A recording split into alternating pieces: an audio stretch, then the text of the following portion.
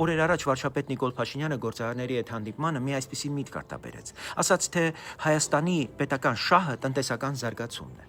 Մեր պատկերացմամբ որևէ երկրի գլխավոր շահը չի կարող ամփոփվել միայն փողի եւ թվերի մեջ։ Ցանկացած պետության առաջին շահը իր գոյությունն է, անվտանգությունը, ինքնիշխանությունը, լեզուն, մշակույթը, ինքնությունը, քաղաքացիների ազատ ու պաշտպանված կյանքը։ Ասել, թե պետական շահը տնտեսությունն է, նույնն է, թե մարդը հայտարարի, թե իր կյանքի նպատակը շատ մեծ մեքենա ունենալն է, ոչ թե օրինակ ընտանիք ունենալը, արժանապատիվ կյանք ապահովելը, կամ եթե մեկն ասի, թե իր կյանքի նպատակը մեքենայի ուժեղ շարժիչ ունենալն է, ոչ թե որևէ տեղ հասնելը։ Շարժիչը կարևոր է, բայց նպատակը ուղղությունն է, ճանապարհը։ Կամ վիրաբույժն ասի, թե իր նպատակը սուր դանակ ունենալն է, ոչ թե հիվանդի կյանքը փրկելը։ Գործիքը դառնում է նպատակ, իսկ նպատակը մղվում է երկրորդ պլան։ Սա սխալ է։ Տնտեսական զարգացումը պետության ձեռքի ամենակարևոր գործիքներից մեկն է, բայց ոչ երբեք պետական շահի փոխարինողը։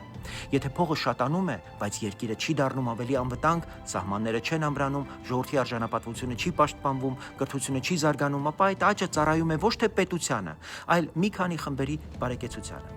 Հարավային Կորեան իր տնտեսական աճը երբեք չի հռչակել որպես ազգային շահ։ Այն ենթարկվել է երկու մեծ նպատակի՝ անվտանգության ապահովում Հյուսիսային Կորեայից եւ ազատ մրցունակ հասարակության կառուցում։ Իսրայելը բարձր տեխնոլոգիան օգտագործում է որպես անվտանգության եւ դիվանագիտության լծակ, ոչ թե որպես ինքնանպատակ ստարտափ ազգ։ Երբ տնտեսությունը դառնում է ինքնանպատակ, ստանում ենք ռենտային կոռումպացված խոցելի ռեժիմ, որ առաջինից ցնցումից փլվում է։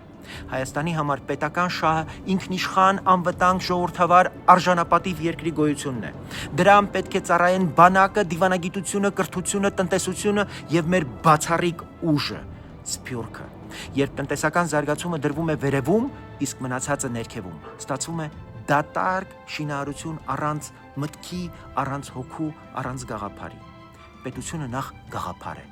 ինքնություն է, հավաքական կամք է եւ միայն հետո տնտեսություն։ Տնտեսությունն ուժ է, որը պետք է ծառայի այս գաղափարների կենսագործմանը, Հայաստանի այս նպատակների շահի օգտին։